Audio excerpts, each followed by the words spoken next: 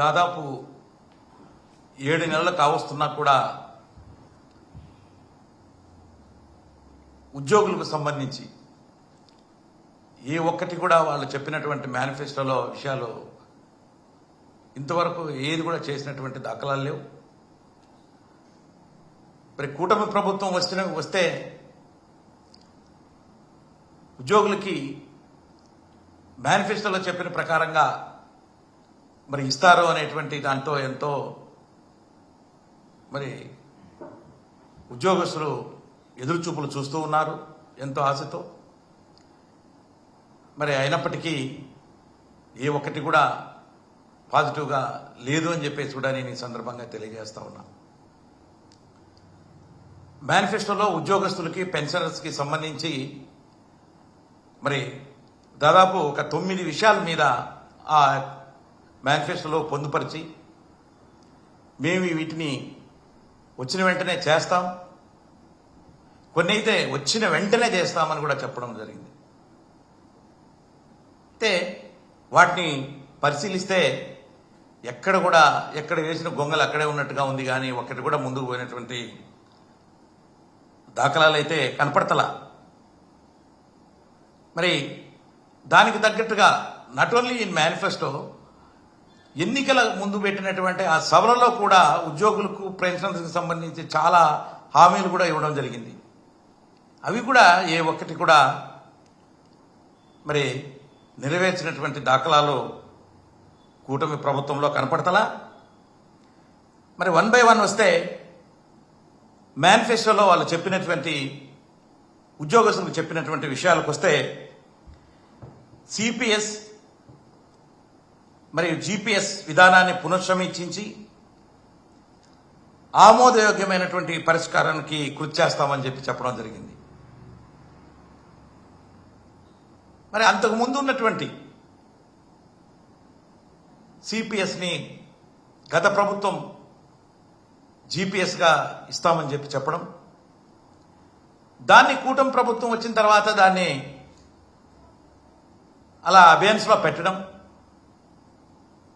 అయితే ఆ సిపిఎస్ ఉన్నదా, జిపిఎస్ ఉన్నదా, లేకపోతే ఓపీఎస్ ఉన్నదా అనేది ఎవరికీ కూడా అర్థం కాని పరిస్థితి రోజులలో.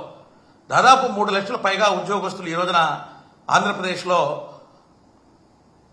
మరి సిపిఎస్లో ఉన్నారు. సిపిఎస్ని కాదని గత ప్రభుత్వం జిపిఎస్ చేసినప్పుడు, ఆ జిపిఎస్ను ఆపినప్పుడు మరి సిపిఎస్లో ఉన్నారా, లేకపోతే ఓపీఎస్ లేకపోతున్నారా, లేకపోతే ఇంకోటి చేస్తారా అనేది అర్థం కావట్లా. మరి దాంట్లో 2 సమీక్షించి ఒక ఆమోదయోగ్యమైన పరిష్కారాన్ని కృషి చేస్తామంటారు. మరి ఎప్పుడు చేస్తారో ఏమో అర్థం కాలే. ఇంతవరకు ఎక్కడ కూడా మొదలుపెట్టినటువంటి దాఖలాలు అయితే కనపడతలా. ఉద్యోగస్తులంతా కూడా మరి ఇలా అన్నారు కాబట్టి మేనిఫెస్టోలో దీన్ని సమీక్షించి మమ్మల్ని అందరినీ కూడా ఓపీఎస్లోకి తీసుకెళ్తారేమో అనేటువంటి ఆశతో ఎదురు చూస్తున్నారు. కాబట్టి మరి ఖచ్చితంగా దాని మీద మరి చెప్పినటువంటి విధంగా మేనిఫెస్టోలో చెప్పినటువంటి విధంగా ముందుకు వెళ్ళాలి అని చెప్పేసి కూడా నేను ఈ సందర్భంగా ప్రభుత్వాన్ని కోరుతున్నాను. అదేవిధంగా ఇంకొక పాయింట్కి వస్తే ఉద్యోగులకు మెరుగైన పిఆర్సీని అమలు చేస్తామన్నారు. అయితే ఇంతవరకు పే రివిజన్ కమిషనర్నే అపాయింట్ చేయట్లా. పే రివిజన్ కమిషన్ అపాయింట్ చేసిన తర్వాత దానికి ఒక 6 నెలలు, సంవత్సరమో టైం ఫిక్స్ చేసి ఆ యొక్క పిఆర్సీ రిపోర్ట్ను తెప్పించుకొని ప్రభుత్వం పరిశీలించి ఉద్యోగులకి ఏమేమి ఇవ్వాలి, పిఆర్సీలో ఏవేవి పెంచాలి అనే దాని మీద వాళ్ళు ఆలోచించేదానికి కూడా ఆస్కారం లేకుండా పిఆర్సీనే ఇంతవరకు అపాయింట్ చేయాల. ఎప్పటి నుంచి డ్యూ ఉంది పిఆర్సీ అంటే 1/7/2023 నుంచి దాన్ని ఇంప్లిమెంట్ చేయాల్సినటువంటి అవసరం ఉంది. ఎప్పుడు పిఆర్సీ వేస్తారు, ఎప్పుడు రిపోర్ట్ తెప్పించుకుంటారు, ఎప్పుడు దాన్ని పరిశీలిస్తారు, అది ఎప్పటి నుంచి ఇంప్లిమెంట్ చేస్తారో ఉద్యోగులు అగమ్యగోచరంగా ఉన్నారు. ఉద్యోగస్తులకు ఏదైనా ఇంతో అంతో జీతం పెరుగుతుందంటే డిఎల్ తర్వాత ఏదైతే కరువు భత్యం అనేది కేంద్ర ప్రభుత్వం ఈ ఇయర్లీ ట్వైస్ ఇస్తుందో అది కాక దాని ప్రకారంగా రాష్ట్రాలు కూడా ఇస్తూ ఉంటాయి. అయితే ఈ పే రివిజన్ కమిషన్స్ కూడా రాష్ట్రాలలో మరి 5 ఏళ్లకు ఒకసారి పే రివిజన్ కమిషన్ నియమించడం జరుగుతూ ఉంటుంది. అది 1/7/2023 నుంచి డ్యూ ఉంది. అది ఇంతవరకు అపాయింటే చేయట్లేదు. మరి దాన్ని మెరుగైనటువంటి పిఆర్సీ ఇస్తామని చెప్పేసి ఉద్యోగస్తుల్ని మోసపుచ్చి మోసమైనటువంటి మాటలు చెప్పి మరి ఓట్లు వేయించుకున్నారా అని చెప్పేసి కూడా ఈ సందర్భంగా నేను అడుగుతా ఉన్నా. చెప్పిన తర్వాత కనీసం మీరు ఇంప్లిమెంట్ చేయడానికంటే పోనిచ్చి కనీసం అపాయింట్ అయినా చేయాలి కదా పిఆర్సీని. కాబట్టి పిఆర్సీని ఇంప్లిమెంట్ చేయడానికి ముందు మీరు అర్జెంటుగా pay revision commission 12th pay revision కమిషన్ని అపాయింట్ చేయాలి అని చెప్పేసి కూడా నేను ఈ సందర్భంగా ప్రభుత్వాన్ని కోరుతున్నా. అదేవిధంగా ఇంకొక పాయింట్కి వచ్చేటప్పటికీ అలవెన్సెస్ పేమెంట్ చేసే అలవెన్సెస్ ఏవైతే ఉన్నాయో ఆ అలవెన్సెస్ను కూడా పునఃపరిశీలన చేస్తాం అంటే వీళ్ళ ఉద్దేశం ఏంటంటే, ప్రభుత్వం ఉద్దేశం ఆ రోజు చెప్పడానికి ఉద్యోగులకు ఇస్తున్నటువంటి ఈ యొక్క అలవెన్సెస్ ఏవైతే ఉన్నాయో అవి తక్కువగా ఉన్నాయి, దాన్ని మేము పునఃపరిశీలన చేసి ఉద్యోగస్తులకి మెరుగైనటువంటి అలవెన్సెస్ ఇస్తాము అని చెప్పి ఆ యొక్క మేనిఫెస్టోలో చెప్పిన తర్వాత ఉద్యోగస్తులంతా అనుకుంటున్నారు మాకేమైనా హెచ్ఆర్ఏ ఏమన్నా కొంచెం పెంచుతారేమో, లేకపోతే ఇంకా ఇంకా ఉన్నటువంటి అలవెన్సెస్ ఏవైనా కూడా అలవెన్సెస్ పెంచుతారేమో అనేటువంటి చూస్తున్నారు. మరి అది ఎక్కడ కూడా దాని మాటే ఎత్తట్లేదు అని చెప్పేసి కూడా నేను ఈ సందర్భంగా తెలియజేస్తా ఉన్నా. దాంతోపాటు ప్రభుత్వ ఉద్యోగులకు మరియు పెన్షనర్లకి కూటమి ప్రభుత్వం వచ్చిన వెంటనే మధ్యంతర భృతి వచ్చిన వెంటనే వెరీ పర్టికులర్గా చెప్పారు, మేము వచ్చిన వెంటనే మధ్యంతర భృతిని ప్రకటిస్తాం. అంటే మధ్యంతర భృతి అంటే IR pay revision commission due ఉన్నప్పుడు అది ఆలస్యం అవుతున్నటువంటి సమయంలో ఇచ్చేదాన్ని మధ్యంతర భృతి అంటారు. ఆ మధ్యంతర భృతి వెంటనే ఇస్తామని చెప్పి అన్నప్పుడు ఉద్యోగస్తులంతా కూడా దాని మీద ఎంతో ఆతృతగా ఎదురు చూస్తున్నారు. అయినప్పటికీ కూడా మరి 6 నెలలు దాటిపోయింది, 7వ నెల కూడా దాటిపోవస్తూ ఉంది. పిఆర్సీని అపాయింట్ చేయట్లేదు. అందువలన ఈ రోజున ఉద్యోగస్తులంతా కూడా కోరుకుంటున్నారు, ఎటు మీ పిఆర్సీని అపాయింట్ చేయలేదు, ఇంకా ఆలస్యం అవుతుంది కాబట్టి మరి వెంటనే మీరు చెప్పిన విధంగా 30% తగ్గకుండా మధ్యంతర భృతిని ఉద్యోగస్తులకి పెన్షనర్లకి మంజూరు చేయాలి అని చెప్పేసి కూడా ఈ రోజున ఉద్యోగ వర్గంతో ఎదురు చూస్తూ ఉన్నది అని చెప్పేసి కూడా నేను ఈ సందర్భంగా తెలియజేస్తా ఉన్నా. అదేవిధంగా రాష్ట్రంలో ఉన్నటువంటి ఉద్యోగులకు మరియు పెన్షనర్లకి ప్రతి నెల 1వ తారీఖున జీతాలు పెన్షన్ చెల్లిస్తామని చెప్పేసి మేనిఫెస్టోలో చెప్పారు. చెప్పిన తర్వాత అందరూ అనుకున్నారు 1వ తారీఖునే మరి పెన్షన్ కానీ లేకపోతే ఇతరత్ర జీతాలు కానీ అన్నీ కూడా వస్తాయని చెప్పేసి. మరి 1-2 నెలలు మాత్రమే 1వ తారీఖున జీతాలు పెన్షన్స్ ఉద్యోగస్తులకి పెన్షనర్స్కు పడ్డాయి. దాని తర్వాత మరి 1వ తారీఖు 2వ తారీఖు అనేది రావట్లా, 5-6 తారీఖుల తర్వాత వస్తా ఉన్నాయి. రీసెంట్గా మరి జనవరి మాసంలో కూడా మరి పెన్షనర్స్కి కానీ అదేవిధంగా కొన్ని తరగతి ఉద్యోగస్తులకి 5-6 తారీఖుల్లో జీతాలు వస్తున్నటువంటి సంఘటనలు ఉద్యోగస్తులు చూస్తూ ఉన్నాం. ఉద్యోగులకి మరియు పెన్షనర్లకి రావాల్సిన బకాయిలను కూడా చెల్లించే ఏర్పాటు చేయబడుతుందన్నారు మేనిఫెస్టోలో. మరి ఈరోజు ఉద్యోగస్తులకి దాదాపుగా 26,000 కోట్ల రూపాయలు బకాయిలు ప్రభుత్వం దగ్గర నుంచి ఉన్నాయి. అవి ప్రభుత్వం శాంక్షన్ చేసేటే కాదు, ఓన్లీ ఉద్యోగస్తులు దాచుకున్న సొమ్ములు కూడా చాలా ఉన్నాయి దాంట్లో. జీపీఎఫ్ అనేది ఉద్యోగస్తులు ప్రతి నెల వాళ్ళకి వచ్చేటువంటి జీతంలో కొంత కట్ చేసి దాచుకుంటున్నటువంటి సొమ్ము. జీపీఎఫ్లు కూడా మరి ఎప్పటికప్పుడు ఇవ్వట్ల, అవి కూడా పెండింగ్ అవుతున్నాయి. పిఆర్సీ అరియర్స్ రావాల్సి ఉంది, డిఏ అరియర్స్ రావాల్సి ఉంది. ఈఎల్ ఏదైతే సంవత్సరానికి 15 రోజులు ఉంటాయో ఈఎల్ సంవత్సరానికి 30 రోజులు అర్న్డ్ లీవ్ అనేది ఉంటుంది ప్రతి ఉద్యోగికి, ప్రభుత్వ ఉద్యోగికి, రెగ్యులర్ ఉద్యోగస్తుకి. దాంట్లో 15 రోజులు వాళ్ళు సరెండర్ చేసుకోవచ్చు ప్రభుత్వానికి, అంటే అమ్ముకోవచ్చు. అవి కూడా మరి ఎన్కాష్మెంట్ ఆఫ్ అర్న్డ్ లీవ్ కూడా ఇవ్వట్లేదు. ఏపీజీఎల్ఐకి సంబంధించినటువంటి మెచ్యూరిటీ అయినటి కానీ లోన్లు పెట్టుకున్నా కూడా అయ్యో ఉద్యోగస్తులు శాలరీస్లో కట్టేటి అవి కూడా ఇవ్వట్లేదు. ఏదైనా జబ్బులు వచ్చి మెడికల్ రియంబర్స్మెంట్కు పెట్టుకున్నటువంటి సొమ్ము కూడా దాన్ని రియంబర్స్ చేయట్లేదు. ఉద్యోగస్తులు పదవీ విరమణ పొందిన తర్వాత రిటైర్మెంట్ బెనిఫిట్స్ కూడా వాళ్లకు ఇవ్వట్లేదు. ఇలాంటి మరి ఉద్యోగస్తులకు రావాల్సినట్టు దాదాపుగా 26,000 కోట్లు ఉంటే మొన్న ఈ మధ్య కాలంలో సంక్రాంతి సందర్భంగా ఫైనాన్స్ మినిస్టరు ఆయన మాట్లాడుతూ మరి సంక్రాంతి కానుకగా ఉద్యోగస్తులకి 1,300 కోట్లు ఇస్తున్నాం, 1,000 కోట్లు ఇస్తున్నాం అనే రకాలుగా ప్రకటించడం జరిగింది. నాకు అర్థం కావట్లా. ఏదైనా ఒక కొత్తది అంటే ఐఆర్ఓ లేకపోతే డిఏనో ప్రకటిస్తే సంక్రాంతి కానుకో లేకపోతే ఇంకొక పండగ కానుకో అనొచ్చు, కానీ వాళ్ళకి రావాల్సినటువంటి వాళ్ళ సొమ్ము ఇవ్వడంలో మరి అర్థం కావట్లా. నీకు దాదాపుగా 26,000 కోట్ల వాళ్ళకి రావాల్సి ఉంటే దాంట్లో ఒక 1,000 కోట్లు ఇస్తామంటూ సంక్రాంతి రోజు పండగ రోజు పడుతున్నా ఇదిగో అదిగో అన్నారు. చాలా మంది ఇంతవరకు మాకు ఫోన్లు చేస్తున్నారు, అయ్యా మరి కొంతమందికి పడతాయన్నారు, ఏం పడ్డాయో మాకు అర్థం కావట్లే, మా జీపీఎఫ్ పెట్టి ఇంతకాలమైంది మాకు రావట్లా, మిగతాటి మాకు ఇయ్యలు సరెండర్ చేసాం అవి రావట్లా అని కన్ఫ్యూజన్ క్రియేట్ చేస్తున్నారు. 1,000 కోట్లు ఇచ్చినట్టు చెప్పారే కానీ మరి ఎంతవరకు ఉద్యోగస్తులకు అవి ఇచ్చారో అర్థం కాని పరిస్థితి. పర్టికులర్గా ఇంతకుముందు ఉన్నటువంటి ప్రభుత్వము ఒకటి సిస్టమేటిక్గా ఏదైనా ఇవ్వాలంటే ఉద్యోగస్తులందరినీ కూడా జాయింట్ స్టాఫ్ కౌన్సిల్ మీటింగ్ అనేది ఒకటి కండక్ట్ చేసి సిఎస్ అధ్యక్షత జరుగుతుంది. గ్రూప్ ఆఫ్ మినిస్టర్స్తో కూడా కమిటీ అన్నీ కూడా కూర్చుని ఇదిగో ఇంత డబ్బులు ఉందే, ఈ డబ్బులు మీకు ఇవ్వదలుచుకున్నాం, ఈ హెడ్లో జీపీఎఫ్ కింద ఇవ్వాలనుకుంటున్నాం, సరెండర్ లీవ్ల కింద ఇవ్వాలనుకుంటున్నాం, దానికి ఇంత ఇస్తాము, ఇదిగో ఈ ప్రకారంగా ఈ నెలలో ఇస్తామని చెప్పేవాళ్ళు. అది ఇప్పుడు కొరవడింది. ఏమి చెప్పట్లా, 1,000 కోట్లు ఇస్తున్నాం ఉద్యోగస్తులకి, పేపర్లో ఇంత పెద్దగా సంక్రాంతి సంబరాలు చేసుకోండి అని చెప్పేసి. ఎవరికి వచ్చిందో మరి ఏంటో అర్థం కాని పరిస్థితి.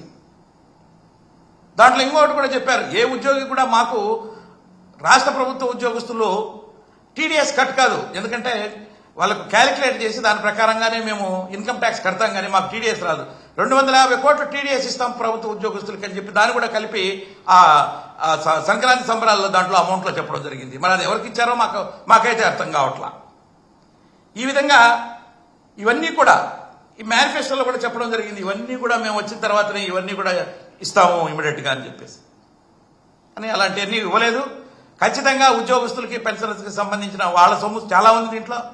ప్రభుత్వం దగ్గర నుంచి డిఆర్ఈఎస్ కానీ ఇవన్నీ కూడా ప్రభుత్వం వెంటనే మరి ఇవన్నీ కూడా ఎప్పుడు ఇస్తారు, ఇదిగో ఇప్పుడు ఇంత ఇస్తున్నాం, తర్వాత ఇదిగో వచ్చే 2 నెలలకి ఇంత ఇస్తున్నాం అని చెప్పేది ఒక సిస్టమేటిక్గా మరి ఉద్యోగ సంఘ నాయకులతో కూర్చోబెట్టి వాళ్ళందరికీ కూడా చెప్పాల్సినటువంటి అవసరం ఎంతైనా ఉన్నది అని చెప్పేసి కూడా నేను ఈ సందర్భంగా తెలియజేస్తున్నా. దాంతోపాటు మేనిఫెస్టోలో పెన్షనర్లకు ఒక సపరేట్గా కార్పొరేషన్ను ఏర్పాటు చేసే దిశగా చర్యలు చేపడతామన్నారు. ఎక్కడా దాని మాటే ఎత్తట్లా. పెన్షనర్లని రిటైర్ అయిన తర్వాత ఉద్యోగం చేసిన తర్వాత రిటైర్ అయినాక ఆ వయసులో వాళ్ళు తిరగడం అక్కడిక్కడ కార్యాలయాలకు ఇబ్బందిగా ఉంటుంది కాబట్టి వాళ్ళ యొక్క ప్రాబ్లమ్స్ సాల్వ్ చేయడానికి ఒక కార్పొరేషన్ అనేది ఉంటే బాగుంటుందని చెప్పేసి ఎప్పటి నుంచో ప్రభుత్వాలు ఆలోచిస్తున్నాయి. ఆ నేపథ్యంలో కార్పొరేషన్ ఏర్పరుస్తామని చెప్పి హామీ ఇచ్చి ఓట్లు వేయించుకున్నారు. దాని తర్వాత మరి ఓట్లు అయిపోయిన తర్వాత ఎలక్షన్స్ అయిపోయాయి కాబట్టి దాన్ని ఊసే ఎత్తట్లా. ఖచ్చితంగా మరి పెన్షనర్స్కి సంబంధించి కార్పొరేషన్ కూడా ఏర్పరచాల్సినటువంటి అవసరం ఎంతైనా ఉన్నది అని చెప్పేసి కూడా నేను ఈ సందర్భంగా తెలియజేస్తున్నా. అదేవిధంగా తక్కువ జీతాలు పొందే అవుట్ సోర్సింగ్ కాంట్రాక్టు మరియు కన్సాలిడేటెడ్ ఉద్యోగస్తులకి ప్రభుత్వ పథకాలు వర్తింప చేస్తాము అని చెప్పి అన్నారు. ఎక్కడ కూడా ఆ చిన్న తరగతి ఉద్యోగస్తులు అవుట్ సోర్సింగ్లోనూ కాంట్రాక్ట్లో పనిచేసేటువంటి ఉద్యోగస్తులు వాళ్ళు ఎక్కడ వాళ్ళకి ప్రభుత్వ పథకాలు మేనిఫెస్టోలో చెప్పినట్లుగా ఎక్కడ ఇచ్చినటువంటి దాఖలాలు లేవు అని చెప్పేసి కూడా నేను ఈ సందర్భంగా తెలియజేస్తా ఉన్నా. అదేవిధంగా వాలంటీర్ వ్యవస్థ, ఈ వాలంటీర్ వ్యవస్థను వాళ్ళే కొద్ది రోజులు నోటుకొచ్చినట్టు ఆడిపోసుకున్నారు. తర్వాత మరలా కొద్ది ఎలక్షన్లు దగ్గర పెట్టేటప్పటికీ వాలంటరీ సిస్టమ్ బాగుందయా, బాగా పనిచేస్తున్నారు, మీరందరూ కూడా చేయండి, మీకు 5,000 నుంచి మేము వచ్చిన తర్వాత 10,000 వరకు పెంచుతాం, మీరు ఇంకా కూడా ఎక్కువగా డబ్బులు సంపాదించుకునేదానికి మీకు మంచి తర్ఫీదుని ఇస్తాం, మంచి ట్రైనింగ్ని ఇస్తాం మీకు అని చెప్పేసి వాళ్ళకి ఆశ పెట్టారు. వాళ్ళ ఎన్నికలలో ఉపయోగించుకున్నారు. ఎన్నికలు అయిపోయిన తర్వాత అసలుకి అగమ్య గోచరంలో ఉన్న వాళ్ళంతా కూడా వాళ్ళకు ఉద్యోగాలు ఉన్నాయా లేవా అనేది తెలియదు. లాస్ట్ జూన్ నుంచి ఇంతవరకు వాళ్ళకు ఆ 5,000 ఇవ్వలేదు, పెంచినటువంటి 10,000 రూపాయలు కూడా ఇవ్వట్లా. మీరే చెప్పారు 10,000 రూపాయలకు పెంచుతాం మేము వస్తానని చెప్పేసి.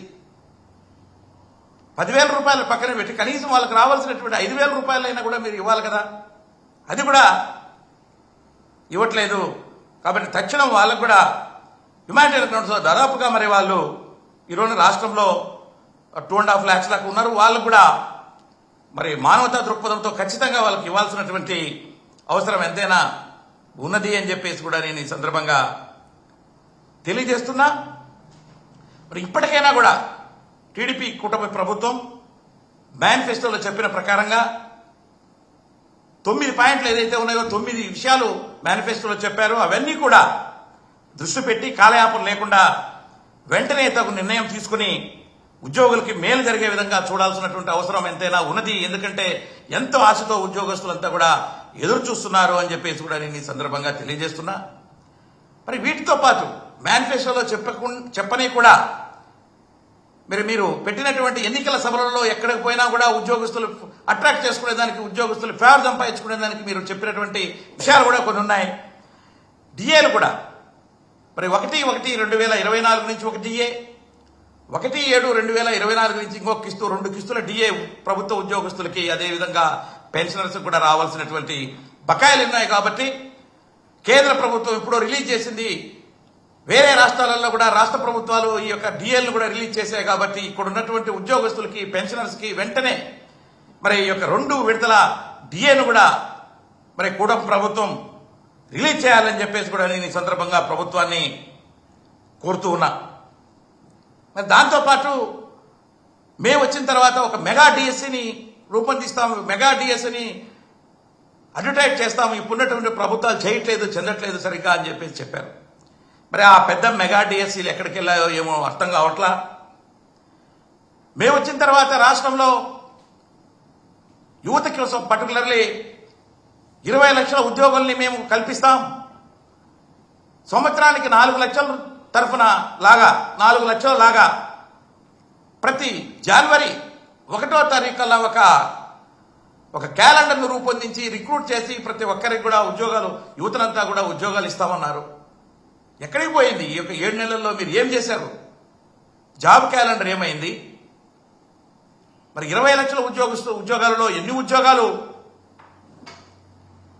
మరి యువతకి ఆంధ్రప్రదేశ్లో మీరు కల్పిస్తున్నారు? మరి ఇవన్నీ కూడా ఏమీ చెప్పట్లా. ఇవన్నీ కూడా మీరు ఎన్నికల హామీలే తప్ప వేరేగా కనపట్లేదు అని చెప్పేసి కూడా నేను ఈ సందర్భంగా తెలియజేస్తున్నా. దాంతోపాటు చెప్పారు, యువతకు మేము ఉద్యోగాలు కల్పించలేకపోతే ఉద్యోగాలు నెలకు 3,000 చొప్పున నిరుద్యోగ వృత్తిని కూడా మేము మంజూరు చేస్తామన్నారు. మరి ఉద్యోగాలు కల్పించట్లేదు, నిరుద్యోగ వృత్తి కూడా ఇవ్వట్లేదు. మరి అదేవిధంగా విద్యార్థులకు విదేశీ విద్యను కూడా విరివిగా ఉద్యోగస్తుల యొక్క విద్యార్థులకు అందిస్తామని చెప్పి చెప్పడం జరిగింది. మరి అది కూడా విద్య ఏ విధంగా మరి విదేశీ విద్యా ఉద్యోగ ఈ పిల్లలకి అందిస్తున్నారో అర్థం కాని పరిస్థితి. రిటైర్ అయినటువంటి పెన్షనర్లకి పర్టికులర్గా మరి నేను చూస్తూ ఉన్నా, ఈ రోజున ఆంధ్రప్రదేశ్లోనే కాదు, నేను all India state government pensioners ఫెడరేషన్కి వైస్ చైర్మన్గా ఉంటున్నా.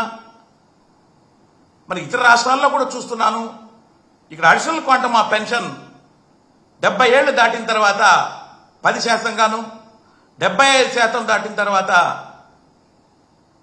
75 సంవత్సరాలు దాటిన తర్వాత 15% గాను అడిషనల్ క్వాంటమ్ మరి ఈ పెన్షనర్స్కి ఇవ్వాల్సినటువంటి అవసరం ఎంతైనా ఉన్నది. కాబట్టి దాన్ని ఇమీడియట్గా మంజూరు చేయాలని చెప్పేసి కూడా నేను కూటమి ప్రభుత్వాన్ని కోరుతున్నా. అదేవిధంగా ట్రీట్మెంట్ ఉద్యోగస్తులకు కానీ పెన్షనర్స్కి కానీ ఏదైనా జబ్బు చేసినప్పుడు హెల్త్ కార్డ్స్ అనేటివి ఉన్నాయి. హెల్త్ కార్డ్ సరిగ్గా ఇంప్లిమెంట్ కావట్లేదు. కొన్ని హాస్పిటల్ కొన్ని జబ్బులకు నిరాకరిస్తున్నారు. ఎందుకంటే మీరు గవర్నమెంట్ షేరు, ఉద్యోగస్తుల షేరు, పెన్షనర్స్ దగ్గర నుంచి రావాల్సినటువంటి ఆ యొక్క సొమ్ముని మీరు ఖచ్చితంగా డిడక్ట్ చేస్తున్నారు, కానీ ప్రభుత్వం ఇవ్వాల్సినటువంటి ఆ యొక్క వాటాని సక్రమంగా హాస్పిటల్స్కి ఇవ్వట్లేదు. కాబట్టి హాస్పిటల్స్ ట్రీట్మెంట్ చేయడానికి నిరాకరిస్తున్నారు. వాళ్ళకి సకాలంలో చెల్లించి ప్రతి ఉద్యోగికి పెన్షనర్కి సకాలంలో మంచి ట్రీట్మెంట్ వచ్చే విధంగా చూడాలని దప్పదప్పాలుగా ప్రభుత్వానికి చెప్పినప్పటికీ మరి అది చేయకుండా మరి ఇంకొకటి ఏదో ఇన్సూరెన్స్ సిస్టాన్ని కొత్త సిస్టాన్ని తీసుకొస్తామని చెప్పేసి మళ్ళా ఏదో బూచి చూపెట్టబోతున్నారు. నాకైతే అర్థం కావట్లే. ఈ యొక్క హెల్త్ కార్డుని తీసుకురావడానికే ఎంతో కాలం పట్టింది, దాదాపు 15 సంవత్సరాలు పట్టింది. ఒక స్టైల్కి ఉన్నదాన్నే తీసుకురావాలి, కానీ ఇంకొక సిస్టమ్ లేకపోయి ఇంకొక విధంగా మరి ఏ విధంగా చేస్తారు ఉద్యోగస్తులకి మేలు అని చెప్పేసి నాకైతే అర్థం కావట్లేదు. ఏదైతే ఈ రోజున ఉద్యోగస్తుల దగ్గర నుంచి కంట్రిబ్యూషన్ చేస్తున్నారో దానికి సరైన కంట్రిబ్యూషన్ ప్రభుత్వం నుంచి కూడా చెల్లించి కార్పొరేట్ హాస్పిటల్స్ కానీ మిగతా హాస్పిటల్ అథారిటీస్లో ఎప్పటికప్పుడు ప్రభుత్వము మంతనాలు చేసి ఆ యొక్క ట్రీట్మెంట్, క్యాష్లెస్ ట్రీట్మెంట్ ప్రతి ఉద్యోగికి, పెన్షనర్కి, ప్రతి జబ్బుకు కూడా జరిగే విధంగా చూడాల్సినటువంటి బాధ్యత ప్రభుత్వం మీద ఉన్నది అని చెప్పేసి కూడా నేను ఈ సందర్భంగా తెలియజేస్తా ఉన్నా. అదేవిధంగా ప్రభుత్వ కార్యాలయాల్లో చాలా ఖాళీలు కూడా ఉన్నాయి. కొన్ని ప్రమోషన్లు కూడా ఇవ్వట్లేదు. అన్ని శాఖలలో కూడా ఏవైతే ప్రమోషన్స్ ఎలిజిబిలిటీ ఉన్నాయో వాళ్ళందరికీ కూడా పదోన్నతి కల్పించాల్సినటువంటి అవసరం ఉంది. కింద ఉన్నటువంటి ఉద్యోగస్తులకి కల్పించిన తర్వాత ఏవైతే వేకెన్సీస్ ఉన్నాయో అవన్నీ కూడా మరి నోటిఫికేషన్ ఇచ్చి రిక్రూట్ చేసి ఫిలప్ చేయాల్సినటువంటి బాధ్యత కూడా ప్రభుత్వం మీద ఉన్నది అని చెప్పేసి కూడా నేను ఈ సందర్భంగా తెలియజేస్తూ ఉన్నా. అదేవిధంగా రాష్ట్ర ప్రభుత్వ ఉద్యోగస్తులకి మరి ఎప్పటి నుంచో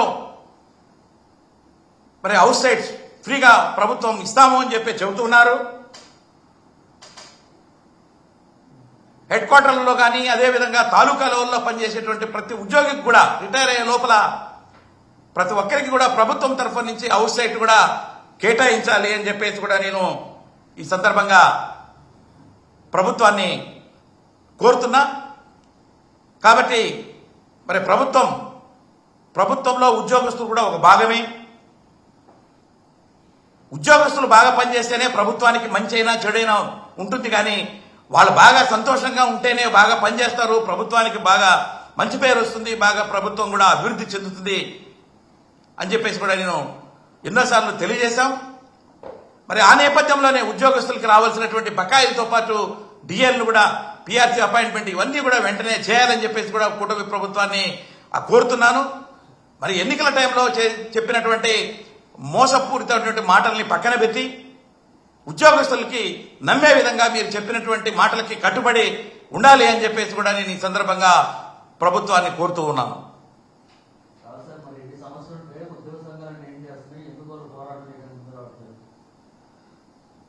వస్తాయి. ఇప్పుడు అదే చెప్తున్నాను కదా, 5-6 నెలలు ఇదిగో ఇస్తారేమో, ఈ నెలలో ఇస్తారేమో, ఆ పండగ దీపావళి వస్తుంది, దీపావళికి ఇస్తారేమో, సంక్రాంతి వస్తుంది, సంక్రాంతికి ఇస్తారేమో, దసరా వచ్చింది, దసరాకి ఇస్తారేమో అని ఎదురు చూశారు.